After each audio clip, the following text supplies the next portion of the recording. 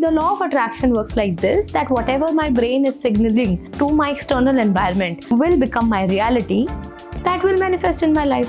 How I look at vision boards and affirmations in my life is that these are the reminders to me which takes me back to my dominant state of thought process. Manifesting success, is it a mindset or is it also influenced by the environment that we have? Absolutely mindset.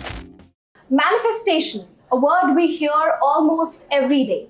We see it on our feeds, we read about it, we talk about it, but what does it really mean? Is it just positivity or is there more to it? Well, I've had so many doubts around this, so many questions, and honestly, who better to turn to than someone who would have the answers to all my questions? Welcome to another episode of The Life Lens with none other than Ms. Vansha Garg, life coach and senior HR professional here with the Times Group. Thank you so much for joining us once again for this episode. It's a pleasure to have you here. Same here, Muskan. Thank you so much for having me here. You know what, the other day I was having a chat with her and she very randomly spoke about the power of manifestation, and then it clicked that like me, there are so many youngsters who want to incorporate this in their lives, but I'm sure that they don't know where to start or they don't really know what it means. And then it clicked that we really need to sit down and have this chat and make this into our next episode. So let me start by asking you, what is manifestation that everybody's talking about and how did it click for you?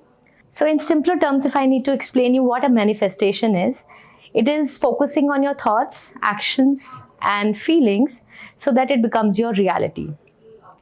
How I got to know about this is, this one day, honestly, it just came to me randomly. So I have a habit of listening to podcasts and a lot of audio notes on YouTube and Spotify, and that's when just randomly this one input came in wherein they were talking about law of attraction. When I first heard about manifestation, I honestly thought it was foolish because the thumbnail only said that law of attraction and manifest whatever you want and manifest your ideal life. So I was curious to know about it, but the first instinct was, how can that be possible? And then when I started listening to it, all of that they were saying actually was not making any sense to me, and I thought that this can't be true. It is just for the content making purposes that they are saying this. But let me just complete the podcast now that I have started. So that's how it came into my life. And then I heard it and I just kept on thinking about it, that how can something like this be true and how surely this person was talking about all of this. So then I started searching a little bit more about it because I wanted to prove myself that this does not exist and this is not true.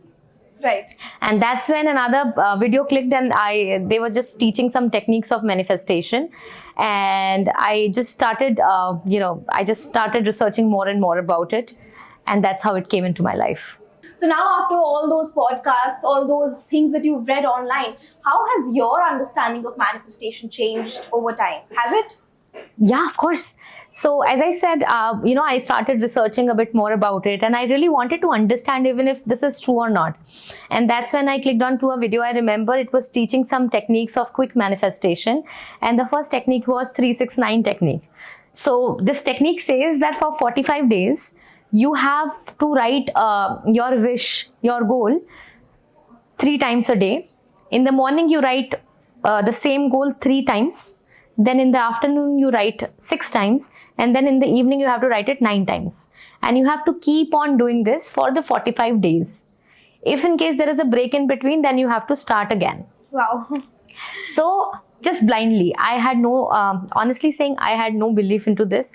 I just thought that and I researched like literally too much upon it. And there were endless videos about 369 technique. And then I thought, let me just try for this. And I started doing it. I had to start over multiple times because, of course, I wasn't able to follow it through and through for 45 days. But honestly speaking, nothing manifested. It didn't?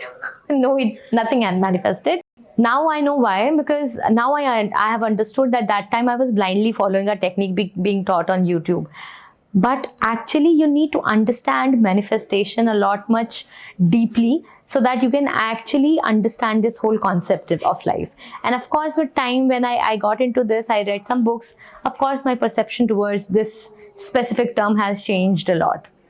So if that technique didn't work for you, what is it that is now working for you that you so strongly believe in it? So that technique did not work for me because I was just writing it. I was just following the ritual. But deeper down, I knew and I believed that this won't work. So I was manifesting for a career. I was manifesting for health. I was manifesting for big money.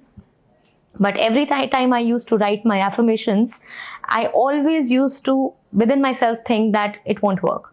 And now, after so much research and so much work related to this topic that I have done in my career, I understand that it is not about following a ritual, it is more about aligning to it. So Muskan, I can tell you this very surely now that manifestation is not a program or a routine that you sign up for and then you have to maintain it consistently in your life to attract things in your life.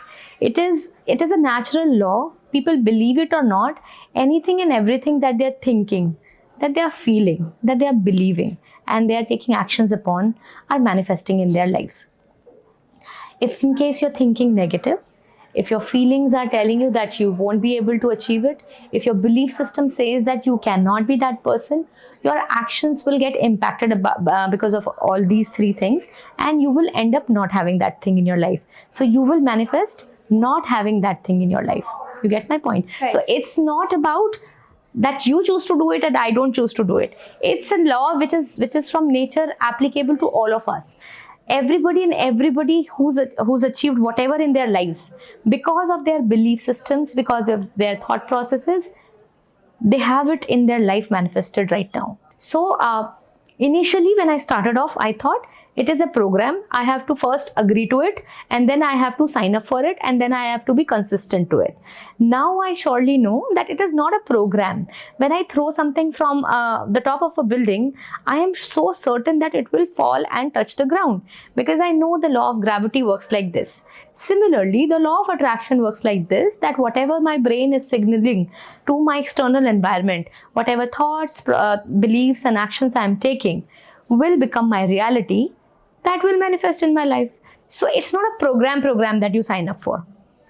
Right now also it's happening to us. Whatever we are thinking in our lives, ultimately is we are manifesting that in our lives. Negative, positive, both ways. So what I'm understanding is that we need to have positive thoughts that turn into actions and then the universe will work around it. So I learned a very good formula. I've used these words quite often in this conversation already. Formula wise, just remember these 4 words: feelings, thoughts, belief and action. FTBA. F for feelings, T for thoughts, B for belief and A for action. Your feelings, your thoughts, your beliefs and your action, when they align to anything, it will come true in your life. If I say that, I feel that I want to become a doctor, then I think around it. I believe that I can add value to the society by becoming that doctor, and I don't have a what if scenario going on in loop in my head. Then I will have related actions towards it. So it will manifest in my life with that strength. Jitna mera thought ka power hoga. It is a saying that your thoughts become your things.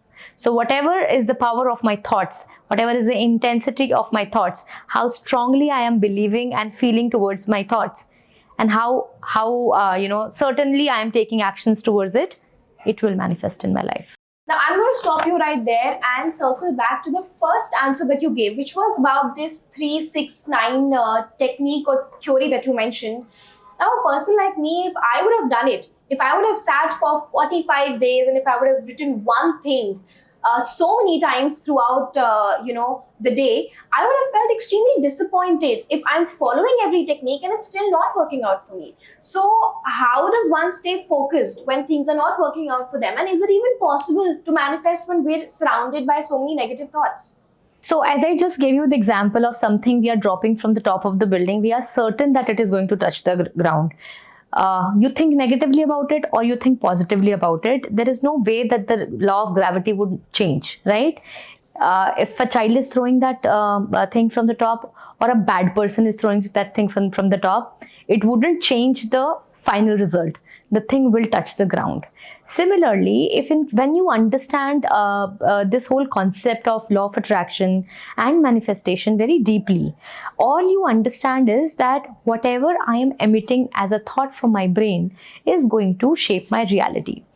When I did it for the first time, when I was doing 369 technique, of course, for 45 days I wrote, and it felt like a lot of time waste that I was doing. But then I was listening to people who have really, really done well in their lives.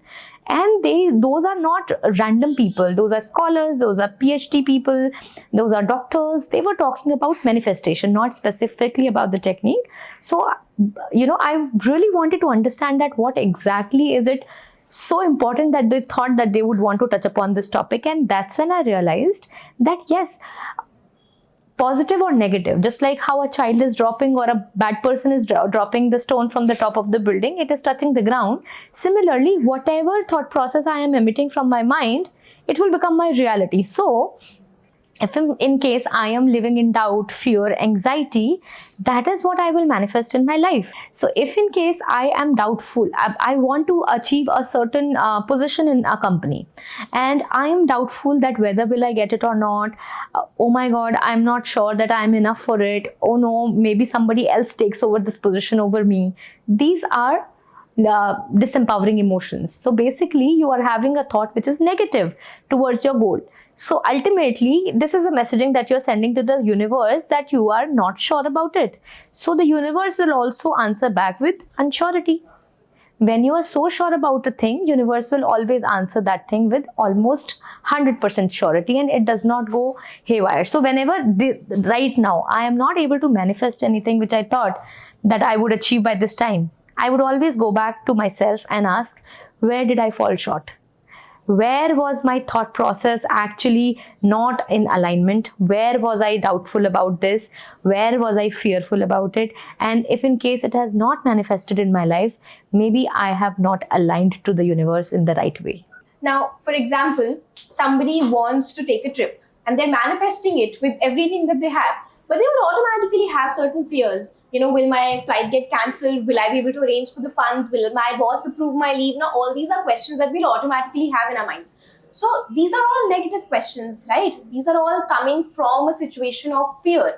How do I overcome that? I will always constantly have fear. Like, I'm manifesting a trip next month, but I'm so certain that my boss is not going to approve my leave. So how do I make sure that that manifestation gets fulfilled? So this fear of asking for a leave tells you what? That you're going to lose out on your job if in case you ask for it. Because fear, again, as we talked about fear in our previous conversations, is a survival instinct. So we are a little bit deviating from the topic of manifestation, but I'll still tell.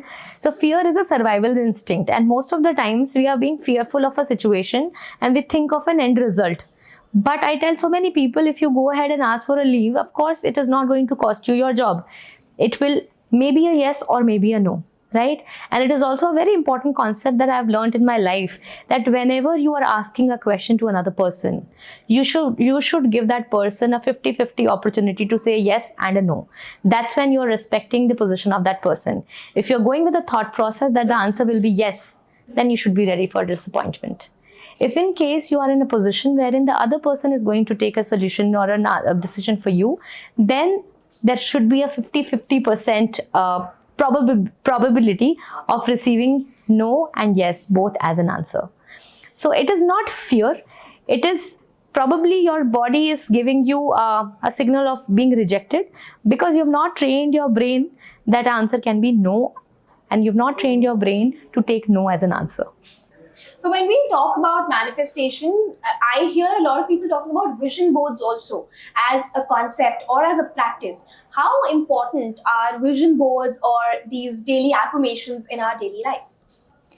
How I look at vision boards and affirmations in my life is that these are the reminders to me which takes me back to my dominant state of thought process. Means that A day can be filled of ups and downs. During the day, we do a lot of things in our lives, right? So it's not always positive to stay up in an energy which is always aligning with your goals, your thought process. But when you build a vision board which is always kept in front of your eyes, even if you're having a bad day, when you look at that board, you remind yourself that this is what you're doing, anything that you're doing in your life. And that's when your thoughts and your feelings and your belief system gets back to the dominant state. Similarly, affirmations are something that I use as tools to take me back to what I deep dive want in my heart to manifest. The day can be full of a lot of ups and downs, a lot of negative and positive experiences. But the time I will sit down and I will write my affirmations would be the time when I will be in total alignment with my ultimate goal, what exactly I'm trying to manifest in my life. It is not humanly possible to stay positive or stay negative for that matter for the entire day, right? And going back to your question of attending my negative thoughts, I honestly work very specifically on my negative thoughts, and they crop up, every now and then. All I have understood is that everything that I'm thinking is becoming my reality. And if in case I'm thinking negative, that will also become my reality. So more than anything else, it is my very selfish motive to not feel negative. So even if a person is trying to be, unreasonable to me, or if there is a situation which is, not very favorable, the first thought I have trained myself would come to me is that whatever it is, the first loss would be mine.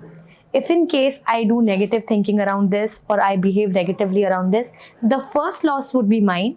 The second loss would be the other person's, or the situation will get impacted. So when I operate from that selfish interest, that no matter what is happening around me, if I become negative, my loss is the bigger one, then I automatically am able to manage my emotions very briefly. So they come, but I'm able to handle them in a very, very limited. So the duration of my negative emotions, I am able to control now. Quite honestly, this is very empowering to hear also, because what was happening with me was that whenever I used to sit to manifest something, I would automatically start praying for it. I would automatically start fearing that what if this does not happen? But now that I've understood the concept better from you, I think that I will have to convert those negative thoughts into better, fruitful actions for me to be able to manifest and work better on it. Now we're going to switch this segment up a bit, and I'm going to ask you rapid fire questions, and you have to give me brief, fun answers for it. Are you ready for it? Yeah. Question number 1, what's one misconception about manifestation that you wish would disappear? That you can just write about it and it will magically happen. Manifestation does not work like this. Till the time you break the old patterns, you change the loop, you will not be able to manifest new things in your life. Now, before I sat with you, probably an hour ago when this podcast had not started, I had written a question which was write it down or say it out loud. But I think I'm not going to get either of the answers, but still, what's better? What would you prefer? Do either of them, write it or say it, just believe it. Right. Signs from the universe, are they real, or is it just simply a coincidence? Sometimes, what I would do is sometimes I would ask for something, and you see it in those TV soaps and those movies that a flower would magically fall from the temple. I take all those things as sign. Are they signs, or are they just coincidences? It depends what meaning you give to them. So if you feel that it is a sign and you want to take a positive action towards it, take it as a sign and go for it. Right. Manifesting success, is it a mindset, or is it also influenced by the environment that we have? Absolutely mindset. All right, I think we have those perfect answers, and I think I am also going to start working on it slightly better now. And in the next episode, I'll tell you how it worked out for me. Thank you so much for joining us once again. It was a pleasure talking to you. Thank you so much. Thanks for having me.